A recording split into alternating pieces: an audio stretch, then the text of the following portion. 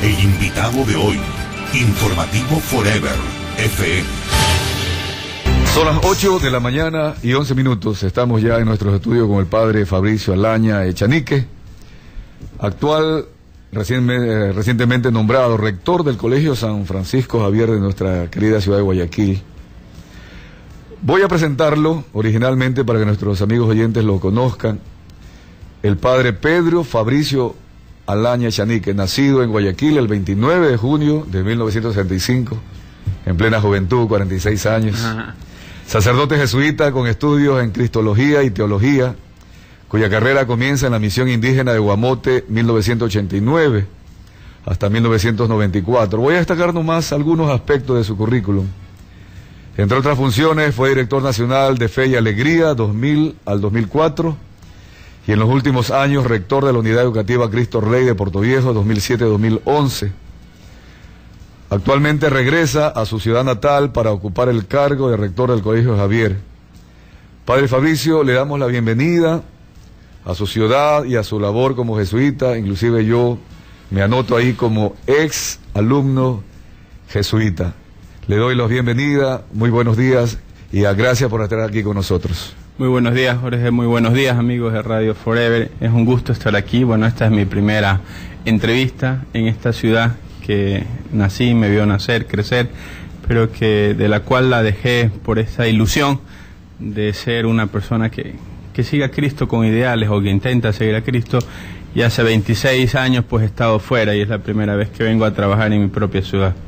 ¿Qué se siente, padre, para comenzar allí en el aspecto personal, regresar a su ciudad y más que nada usted, que fue un alumno del Javier, que sintió la vocación, el llamado para ser soldado de Cristo como jesuita, haber trabajado en otras áreas, en otras ciudades del Ecuador y regresar acá a encontrarse con los alumnos del Javier y sobre todo con los jóvenes en general de Guayaquil que seguro van a conocer de su labor en el futuro? Bien, el punto juvenil, el problema juvenil o el caso juvenil es muy particular en cada ciudad, pero en el fondo, en la esencia, es la misma situación. Los jóvenes son una dinamita, los jóvenes son una caja de sorpresa y los jóvenes hoy en día pertenecen a una sociedad que está muy descompuesta. En ese sentido, pues la problemática juvenil es muy similar en varios lados. A nosotros pues nos toca justamente acompañarlos, ayudarlos a crecer, y es una labor que en cada colegio jesuita, en Portoviejo donde he estado, pues, y acá ahora en Guayaquil, siempre te lleva a soñar, siempre te lleva a prepararte, siempre te lleva a buscar nuevas cosas con las cuales poder ayudar a ellos. Una de las cosas más lindas que estamos teniendo en estos días en el Javier, que es una tradición ya del Javier, es que siempre en cada misa hay 2 sacerdotes confesando a los chicos y no hay que estarlos obligando, ¿no? Y ahí los voy conociendo más y me encanta porque los guayaquileños son muy expresivos, muy naturales, ¿no? Muy espontáneos, y tú ves en el fondo que Dios actúa en ellos, pero ves que la familia está descompuesta, ves que el papá y mamá trabajan o papá y mamá están en otro lugar. Y él tiene que crecer en el fondo a solas. Y con las nuevas tecnologías el joven tiene unas facilidades enormes pues de desvirtuarse, descarriarse y necesita mucha orientación. En ese sentido, San Ignacio Loyola nos decía claramente que en la educación de la juventud está el futuro de la humanidad. Y hoy en día es uno de los apostolados más importantes que tenemos, porque es una frontera entre la familia, la sociedad y el mismo joven. Padre Fabricio Alaña, me voy a permitir decirle a nuestros amigos oyentes que este programa obviamente es un programa en donde le damos mayor porcentaje de espacio a la política, a lo social, a lo económico. Pero dentro de lo social también, y lo político y lo económico, están los valores, están allí los principios que lastimosamente nos olvidamos, creemos que solo somos materia y nos olvidamos de la parte espiritual. Y es oportuno, sobre todo en estos tiempos en que Ecuador está confrontados, consultas populares, etcétera, etcétera. Y es oportuno porque decimos que la mayoría de ecuatorianos somos católicos, el 80%, pero por allí nomás de nombre y no conociendo realmente el fundamento del cristianismo que predica la Iglesia. En este momento, padre Alaña, que usted retorna a Guayaquil y que viene de la experiencia en Puerto Viejo, en donde algunas personas le han escrito agradeciéndole y lamentando que usted deje Puerto Viejo, ¿cómo entender el hecho de que, siendo mayoritariamente cristianos, la sociedad ecuatoriana, tenemos tantos y tantos problemas que a veces nos lamentamos de delincuencia, de pobreza, de marginación, de falta de educación integral, etcétera, padre? Hace muchos años ya, un gran sacerdote jesuita, el padre Karl Rahner, experto en teología, decía, él es alemán, decía: el cristianismo del futuro, o el cristiano del futuro, del siglo XXI, o es un místico o no será nadie. ¿Qué quiere decir? ¿Qué quiso decir con esto Karl Rahner? Es decir, el cristiano aprende a tener una experiencia de Dios real o no será cristiano. Y el gran problema que hemos tenido en los contextos latinoamericanos, en el Ecuador, es que hemos sido cristianos por tradición, y hoy en día hace falta cristianos por convicción, ¿no? Y el mismo Karl Rahner hacía pues esa opción fundamental, esa decisión personal de querer ser cristiano, ¿no? Es la clave para que el cristianismo actúe al estilo de Jesús de Nazaret. Hoy el gran desafío que tenemos nosotros los cristianos es volver a Jesús, tratar de entender verdaderamente cuál es el mensaje, aprender a leer la Biblia y no escuchar la Biblia. Estamos acostumbrados a ir a misa a escuchar el sermón, pero no estamos acostumbrados a leer la palabra de Dios, que es el mensaje personal. Entonces necesitamos volver a Jesús para entender verdaderamente el proyecto de Jesús de Nazaret. Y ese era el mensaje de Jesús. Cuando Jesús hablaba, vas a ver el Evangelio el domingo que viene, que es la imagen del buen pastor. Yo soy el buen pastor porque mis ovejas escuchan mi voz. Entonces ese es el problema. Cuando hablamos, cuando hacemos actos religiosos, en el fondo no estamos escuchando a Dios. Antes de hacer un acto, primero tú tienes que escucharlo a Él personalmente.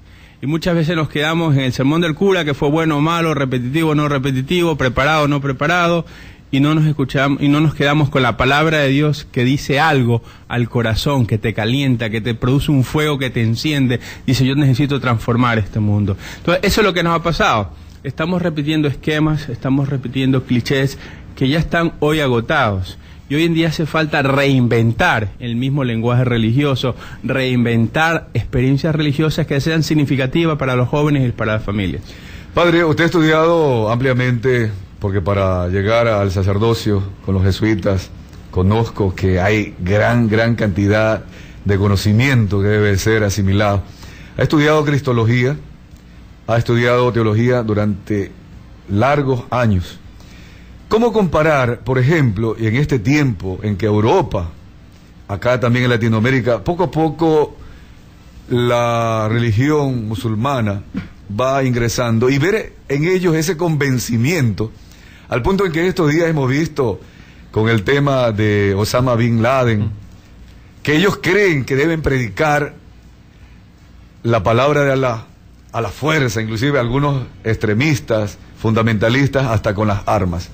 Mientras tanto, el cristianismo predicando el amor en las décadas, pues, o los siglos de la Edad Media, separando la iglesia del Estado, y hoy día con esa necesidad que usted dice, padre, de reinventarnos como cristianos, no llegar al extremo de tomar armas para imponer la fe, pero ¿cómo hacer para dar testimonio precisamente de esa fe? Es lo que hacemos un poco, volver al proyecto original del Creador. ¿Cuál es el proyecto original del Creador en el Génesis, cuando nos hizo? ¿No? Que seamos felices. El mito, la metáfora del paraíso, de ponernos en el paraíso, es producir una felicidad, que aprendamos a producir una felicidad.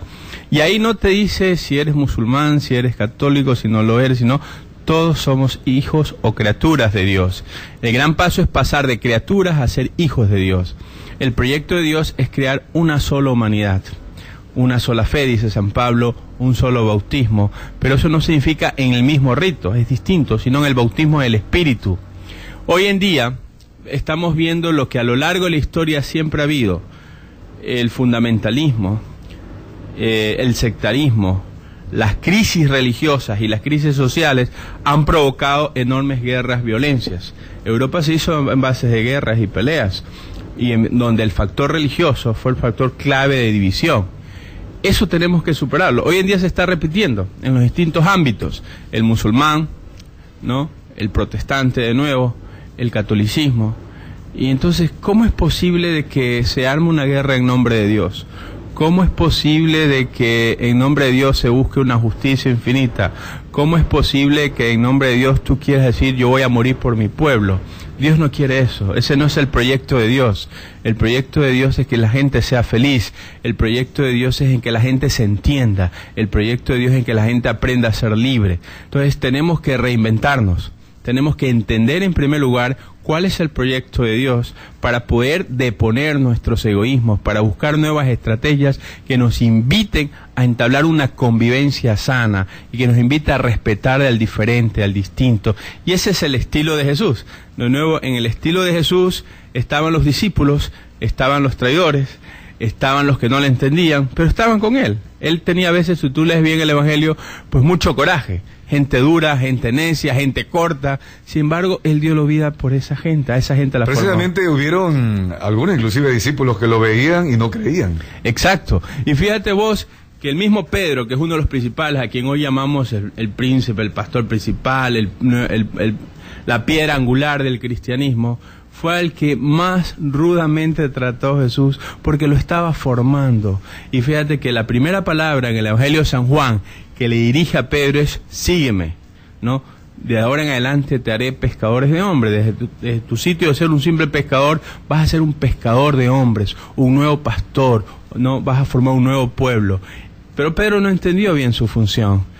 Y la última palabra que en el Evangelio de Juan tú encuentras dirigida a Pedro, cuando Jesús resucitado va con él y Juan a comer o a darse un paseo, ya resucitado, le dice, sígueme.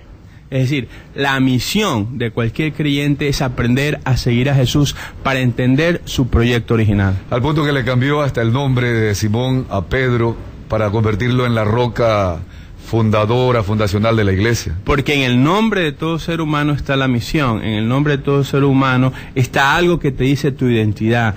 El conocer a una persona, el llamar a una persona por su nombre, es tener intimidad, es respetarlo, es conocerlo, es valorarlo, y eso es lo que hizo Jesús. Padre Fabricio, yo tengo una parte de esta conversación, algunas preguntas sobre pisar la tierra, hablar de las realidades, la misión de ustedes, sacerdotes jóvenes y sacerdotes de nuestra ciudad que retornan para contribuir con la sociedad guayaquileña, especialmente trabajando con los jóvenes, con las familias. Pero antes de llegar a esa parte, quiero de alguna manera tratar el tema de la Eucaristía. A mí en lo personal, y cada uno va evolucionando después de haber leído y aprendido el catecismo, de haber estudiado la Biblia a través del catecismo, ahora de adulto, entender la presencia real de Jesucristo en cada una de las iglesias, en cuerpo y en sangre. Pero yo noto que todavía no hay esa conciencia en todos los cristianos, católicos, inclusive ni siquiera cuando llegan a la misa, como que están mirando el reloj, a qué hora termina la homilía, a qué hora me voy, sin entender que hay una presencia allí, por fe obviamente, de Jesucristo. Esta parte me imagino que usted la habrá reflexionado y quizás tiene algún mensaje espiritual para nuestros amigos oyentes antes de pasar a hablar de las realidades que vivimos en Guayaquil y en el país. Bueno, la presencia de la Eucaristía, la presencia de Jesús, la presencia real de Jesús en la vida y en la Eucaristía es nuestro gran desafío que la fe nos invita a sentir y a experimentar. Léete el Evangelio de nuevo de San Juan. Todos estos días estamos leyendo el capítulo 6 en la lectura de lunes a viernes, ¿no?, de la palabra de Dios que la iglesia nos pone. Y en San Juan Jesús te está explicando que Él es el pan de vida, ¿no? Y cuando te dice que Él es el pan de vida, no te lo dice simplemente en el rito de la Eucaristía, sino te lo dice porque crees, se lo dice porque en la vida diaria tú me encuentras, porque en la vida diaria tú te abres a lo que Dios quiere. Entonces es interesante reconocer a Dios en Jesús, en la humanidad de Jesús, es reconocer que la verdadera Eucaristía tiene sentido cuando los seres humanos se respetan, cuando los seres humanos comparten el pan. ¿Cuál es el milagro de la Eucaristía? es el compartir. Compartir. ¿Cuál es el milagro de la presencia de Dios? Es que Dios está en el símbolo, en la hostia, pero para producir fraternidad, para producir filiación. Entonces, la Eucaristía tiene sentido no para irle a pedir perdón al Señor simplemente, sino para abrazarnos y alabar al Señor, comprometerse de que Él está aquí en esta vida y que Él nos invita a que no puede haber una Eucaristía verdadera si ese pan no se comparte con los demás, en especial con los más necesitados. ¿Será eso lo que los discípulos de Emaús vieron en Él cuando partió el pan y se los entregó una vez resucitado y que no lo reconocían, y allí en ese instante lo reconocieron? Exacto, es hacer memoria de que solamente tú puedes reconocer a Jesús en el partir del pan, porque en la vida diaria eso fue lo que Él hizo cuando estaba vivo, ¿no? Las distintas multiplicaciones de panes, y cuando los discípulos de Emaús lo reconocieron, fue porque justamente vieron que ese hombre daba de comer a la multitud. Ese hombre les encendió el corazón para que ellos continúen su misión. He leído, padre, le decía, el folleto Peregrino en carne, hueso y espíritu, que sus discípulos feligreses de Portoviejo le han escrito, y realmente hay unas expresiones extraordinarias, pero quisiera concentrarme en dos aspectos. El primero, la familia. ¿Qué pasa con la familia ecuatoriana cuando usted mismo ha manifestado que usted me imagino, se ilusiona también cuando ve jóvenes comprometidos que van al Colegio Javier a prepararse, pero que lastimosamente en sus hogares no encuentran la unidad, no encuentran esa familia cristiana? Esto, me imagino que usted tendrá planes para trabajar, comenzando en el Javier y seguramente proyectar a otros programas en la ciudad de Guayaquil. Bien, una de las cosas lindas que he encontrado en el Javier es que se ha intentado, el gran legado del padre Gustavo Calderón es fortalecer la familia. Él ha sido un apóstol junto con otros jesuitas, el padre Paco, el padre Barriga, el padre Galeas, el padre Sanfeliu, de los grupos de Nuestra Señora, ¿no? Que son grupos de matrimonios cristianos que se reúnen, ¿no? Mensualmente, gradualmente, para fortalecer el matrimonio y para vivir una espiritualidad del matrimonio desde el punto de vista laical. Y entonces los sacerdotes lo que hacen es acompañar. El Javier fue la sede aquí en Guayaquil, ¿no? Para todos estos grupos. Solo en Guayaquil ya hay más de 33 grupos de equipos de Nuestra Señora.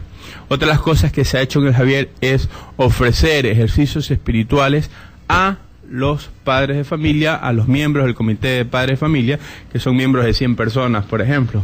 Entonces, esas son las dos grandes cosas que se ha hecho, aparte de las confraternidades o convivencias normales que se hace como colegio, ¿no? Entonces, hay una gran pastoral. El colegio tiene una actividad enorme en este sentido. Mi idea es tratar de seguir ese gran legado, pero hay que dar un paso más. Es decir, el joven es integrar al joven con la familia, es integrar al joven con las cosas que hace su papá y su mamá. Entonces, habría que ir descubriendo nuevos caminos. Una de las cosas muy interesantes que hace el Colegio Javier, a través de la Fundación Madre Olorosa, y hay cerca de 80 voluntarias, que muchas de ellas o son o fueron madres de familias del Colegio Javier, es justamente ir con los chicos en los distintos apostolados. Bueno, esto es muy interesante. Esto hay que darle forma, esto hay que seguirlo apoyando, pero también hay que ver qué es lo que más quiere el joven. Entonces el Colegio Javier tiene muchas cosas, tiene cosas muy interesantes, pero yo creo que la reflexión familiar tiene que todavía buscarse. No tengo la fórmula exacta. Cuando converso con los chicos, cuando los confieso, veo que tienen los mismos problemas que muchos chicos, y veo que a pesar de todas estas actividades que se hace, no se resuelve el problema familiar, no se resuelve el problema del joven, de la soledad o de la división papá y mamá. Es un gran desafío. Es un gran desafío, se ve que no es suficiente los grupos de Nuestra Señora, se ve que no es suficiente las convivencias. Entonces uno dice, bueno, ¿qué más? ¿Qué más, no? ¿Qué más? Claro. Y estamos en ese. Ojalá que junto con los papás encontremos alguna respuesta. Posiblemente la siguiente pregunta va a darnos esa respuesta, porque yo inclusive en los últimos días he hecho una investigación. ¿Por qué las personas tienen éxito, se desarrollan en la parte intelectual de la misma familia a veces? ¿Por qué otros no? Y el tema está en haber aprendido, por ejemplo, en la infancia a estudiar, el haber aprendido a amar la lectura, etcétera. Sobre este mismo tema, la educación integral de la que estamos hablando, y proyectémoslo a nivel de toda la ciudad, de la provincia, del país. Usted ha estado en Puerto Viejo, ha estado en Guamote, ha estado en Quito. El Ecuador no está bien calificado a nivel internacional. Tenemos una escolaridad máxima de 6 años y de 9 por ahí, cuando la mínima en Latinoamérica es de 12. Como sacerdote joven, pero como ecuatoriano, ¿qué más se puede hacer? También viene la pregunta, para que Ecuador una vez por todas supere esta limitación. Bien, ese es el trabajo educativo. Yo decía que una de las grandes cosas que tiene Javier es toda su proyección social, todo su apostolado cristiano, familiar que ha hecho, pero hay que seguir fortaleciendo los otros pilares, la parte académica, la parte de las nuevas tecnologías, el dominio de las destrezas y competencias necesarias que no se consiguen en quinto y sexto curso, sino en los primeros años de básica. Por eso otro de los grandes legados que nos da el padre Gustavo, justamente un proyecto de primaria distinto, demasiado desafiante, digamos, por la propuesta mismo. Tú tienes 3 profesores por aula, un cuidado especial a los niños, grupos no más de 30, a veces 25, a veces 17, y ha tenido éxito. Que son técnicas que se están aplicando en el primer mundo, a propósito. Exacto. Que a nosotros pues ha sido verdaderamente un gran desafío, un gran costo. Claro, tener 3 maestros por aula en la primaria, y grupos pequeños, acá en Ecuador va a ser una revolución. Sí, y tiene ya una respuesta positiva. Tú tienes entre el preescolar y la primaria pues 900 alumnos. 900 alumnos. 650 y 300, 950 Van a alumnos. tener que seguir ampliándose. Ese es un problema para la nueva, porque hay que seguir construyendo. Y después de esta entrevista, esta conversación, mucho más todavía, padre. Entonces, muy interesante, ¿no? Pero en todo eso, el gran desafío educativo para que hablemos de una verdadera formación integral va en saber unir la cabeza con el corazón. Los grandes fracasos en la vida diaria son personas intelectualmente competentes pero emocionalmente fracasadas. Entonces, unir los 2 puntos, la cabeza y el corazón, es una tarea educativa de toda la vida. En la parte primaria es lo que más se hace, la parte de la afectividad. Uno de los grandes proyectos que se están teniendo los colegios jesuitas, y el Javier con su equipo de psicólogos y pastoralistas está haciendo un gran proyecto a nivel del DOBE, es justamente la formación en los afectos, en la afectividad de los chicos, y no solo en la sexualidad. De nada vale repartir condones, de nada vale hablar de sexo, si no se habla desde la afectividad del cuerpo humano y del ser humano. Eso se está teniendo con los chicos y con los papás. El problema es el seguimiento, es decir, no bastan con 2 o 3 charlas al año obligatorias. Habría que hacer una verdadera escuela de padres, y eso es lo que hoy la gente no tiene tiempo. ¿Cree usted que ahí se va a complementar la educación integral? Porque una cosa era lo de antes del Javier, que tomaba jóvenes de 10, 11, 12 años, que venían de otras escuelas, con otras, de pronto, formas de educar, y llegaban al primer año del Javier y sin embargo se obtenían buenos resultados. Ahora que comienzan desde el pre-kinder con esta orientación, seguramente la aspiración es tener jóvenes educados realmente con toda la parte integral que se aspira.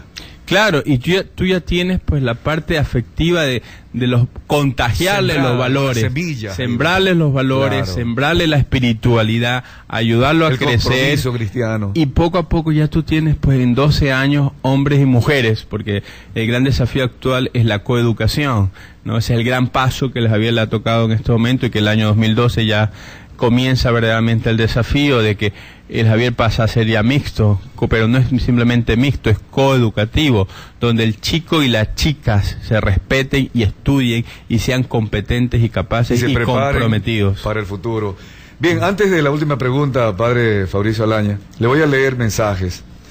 Le damos la bienvenida al padre Fabricio al Colegio Javier, familia Granda Valverde. Acá me llegó otro, voy a ver si está relacionado. Bueno, se refiere a la política, pero se lo voy a leer de todas maneras, ¿no? Porque igual estamos hablando de formación integral, de la ética, moral. Es verdad lo que usted dice de los funcionarios públicos en funciones que hacen. Sí, hay preguntas en algunos funcionarios que en vez de estar trabajando, están controlando los votos. Padre, usted es un sacerdote, yo diría así, si me lo permite, de la nueva generación. De esa generación que viste camisas, que hace fútbol. Me han comentado, he leído en el folleto que usted es un muy buen arquero y que no le gusta perder. Pero en fin, interesante. En este tiempo, ya los sacerdotes como que están más a la cercanía. Antes se consideraba que el sacerdote era un ser realmente espiritual, es cierto, escogidos por Dios, llamados por Jesucristo, pero el sacerdote moderno, hablando de las vocaciones, los jóvenes nuestros comprometidos, el guayaquileño con toda su sinceridad, con su amor a la sociedad, el deseo de contribuir. ¿Cómo ver esta parte? Yo entiendo que el padre Gustavo Calderón deja el rectorado, usted lo está sucediendo en el Javier, para él dedicarse exclusivamente a la parte de vocaciones. Cuéntenos esta parte, qué mensaje tiene para nuestros amigos oyentes respecto a la vocación sacerdotal y de los sacerdotes de la actualidad. El verdadero sacerdote hace lo que cualquier discípulo, seguir a Jesús o intentar seguir a Jesús. Y seguir a Jesús es tratar de seguir no tanto exactamente lo que él hizo, sino seguir sus intenciones, sus valores, su propuesta. Y Jesús lo que más hacía era estar metido, enlodado, enterrado con la gente, ¿no? Eso fue lo que hizo Jesús, a enseñarnos cómo debe ser el ser humano, y por eso Jesús es paradigma de la humanidad, porque era capaz de estar en la iglesia, en el templo, pero también en las casas de sus amigos, en su propia casa, en la casa de sus discípulos. Entonces, eso es lo que hace un sacerdote. A lo largo de la historia, pues ha habido distintos modelos, y a veces se ha alejado del modelo del Evangelio por seguir un modelo más institucional, más de las primitivas religiones. Ese modelo hoy está en crisis, ¿no? Y por eso se trata de volver a Jesús. En ese sentido, el padre Gustavo se ha convertido y se va a convertir en un promotor vocacional. ¿Qué quiere decir eso? Su gran desafío es contagiar a jóvenes, hacer reflexionar a jóvenes en distintas partes del país, para ir formando grupos juveniles y preguntarle al joven, ¿qué quieres hacer? ¿No? ¿Qué quieres hacer? ¿Cuál es tu proyecto de vida? ¿Quieres ser el mismo o quieres ser diferente? ¿Quieres ser del común de los mortales o quieres ser alguien distinto? En ese sentido, pues a mí me encanta una parábola que he leído muchas veces, ¿no? En donde se le pregunta al gran andinista ecuatoriano, ¿cuál es tu montaña favorita? ¿Cuál es tu montaña que has escalado? Y él dice, pues, la que aún no lo he conseguido, la que aún no he escalado. Esa es mi montaña favorita. Entonces el promotor vocacional te apunta a ideales y apunta a buscar chicos que tengan ideales grandes, porque nacimos para cosas grandes y eso es lo que queremos. Es un trabajo no fácil, es un trabajo ingrato, ¿no? Me acuerdo que mi mamá le decía al promotor vocacional de ese entonces, el roba niños, ¿no? Pero no se trata de eso, se trata justamente el de que hace despertar el león que tenemos dentro, hace despertar el águila para volar. Y más que nada cuando se descubre esa fortaleza espiritual que está sobre cualquier parte material, cuando las familias todavía no entienden que el sacerdote es alguien que puede ser tan común como todos los mortales, ver a un sacerdote a distancia a veces, o creer que se pierde al hijo porque se convierte en sacerdote y ponerle impedimentos y darle malos consejos. Eso me imagino, no sé si usted lo vivió, pero me imagino que también será una de las barreras que el padre Gustavo Calderón deberá vencer para que haya verdaderas vocaciones. Exacto, es un poco los clichés que decíamos, los estereotipos que la gente se ha hecho y el no conocer la propuesta de Jesús de Nazaret. Tú veías a Jesús que estaba a solas, donde sacaba su energía, antes de hacer cualquier actividad tú lo encontrabas en la madrugada. Léete el Evangelio de San Marcos y lo vas a encontrar con mucha facilidad rezando antes de hacer cualquier actividad. Pero luego estaba con la multitud, pero luego se alejaba de la multitud y estaba solo con sus discípulos, pero luego también estaba con sus amigos, Marta y María, ¿no? Estaba en su Betania, estaba solos con la gente que él quería para disfrutar otros momentos. Bueno, así es el sacerdote y esa es la misión nuestra, estar en colegios, estar en parroquias, estar en universidades, estar en centros de investigación, estar en pastoral misionera, estar entre los indios, en fin, eso por lo menos es lo que más me gusta a mí de la Compañía de Jesús. Es decir, es distinto a los diocesanos que deben estar siempre en una parroquia. No, nuestro apostolado es distinto, nuestro apostolado es universal, nuestro apostolado es donde nadie quiere ir, allá debemos estar nosotros. Por eso se denomina soldados de Cristo al jesuita. Compañero de Jesús, más que soldado. Compañero de Jesús. Bien, para despedir, primero agradecerle al padre Fabricio Alaña, desearle éxitos en su labor, porque la necesitamos acá en el Javier y en toda la ciudad de Guayaquil. Conozco que tiene dotes de comunicador, también ha hecho su programa de televisión en Puerto Viejo, Acá nosotros en Forever seguramente lo vamos a tener de tiempo en tiempo. Lo invitamos, padre, le damos la bienvenida una vez más y lo dejo con su despedida para nuestros amigos oyentes y sobre todo los jóvenes y padres de familia de Javier que ya lo conocen y seguramente ahora se entusiasman al haber escuchado su pensamiento. Muchas gracias, Washington, y a todos los amigos de Music Forever. De verdad ha sido un orgullo, esta es mi primera presentación y es una bendición, porque estar en tu propia ciudad es un gran desafío. Nadie es profeta en su tierra, pero al mismo tiempo nadie puede vivir sin cariño, ternura, y aquí fue pues el lugar donde se consolidó esa persona que hoy es Fabricio Alaña al servicio pues de nuestra gente. Muy bien, padre, muchas gracias. Vamos a ir al corte comercial y luego volvemos con Carlos Miguel González, que tiene una teoría sobre lo que es el voto válido y lo que es el escrutinio que en estos días en Consulta Popular estamos haciendo, retomando la parte política. Pasamos al corte y volvemos.